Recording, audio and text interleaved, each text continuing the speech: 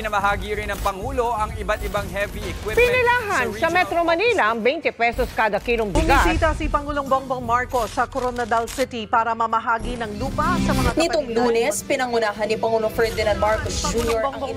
ang inaugurasyon ng sinasabing pinakamalaking solar pump irrigation project sa bansa.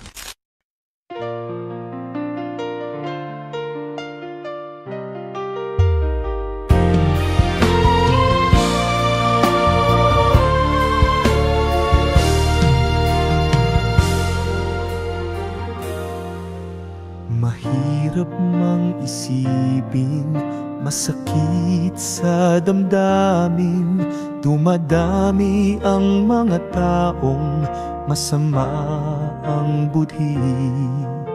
Mabahong basura sa labi, pag-iisip ay kay dumi. Sila lang ang malilinis, tingin nila sa kanilang sarili. Alam ang kanilang ipinaglalaban. Sala sa init at lamig lang ang kanilang alam. Keyboard warrior na naghahanap ng murang bigas. Nang magkaroon bagong issue, kanilang ibinabato. Walang alam ang mga mayayaman sa tunay na katuwiran. Kaming magsasakang mahirap, ang tanging magpapatunay.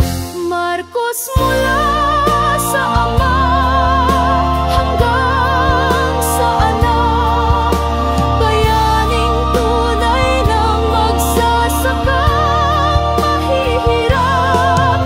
Hindi namin kailangan ng tagapagsalita sa iisang layunin. Kami nagkakaisa ang madagdagan, pagkain ng bansa.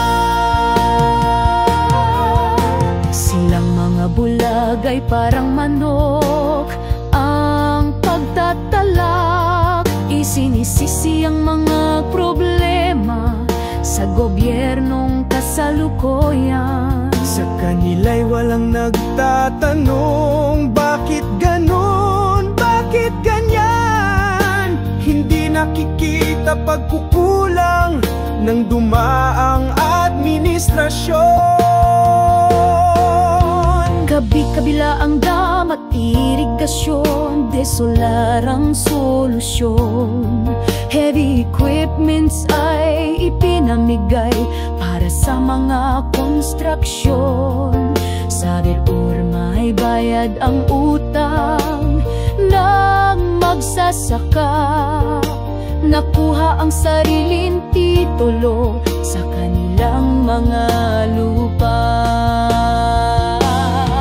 Walang alam ang mga mayayaman sa tunay na katuwiran. Kaming magsasakang mahirap, ang tanging magpapatunay. Marcos mula sa ama hanggang sa anak, bayaning tunay na magsasakang mahihirap. Hindi namin kailangan ng tagapagsalita sa iisang layunin. Kami nagkakaisa ang madagdagan, pagkain ng bansa.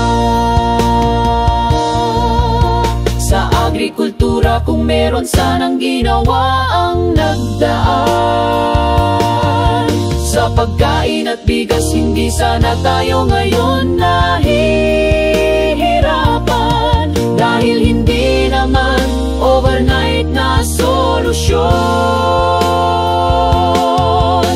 ang pagpapabuti sa agrikultura sa bansa.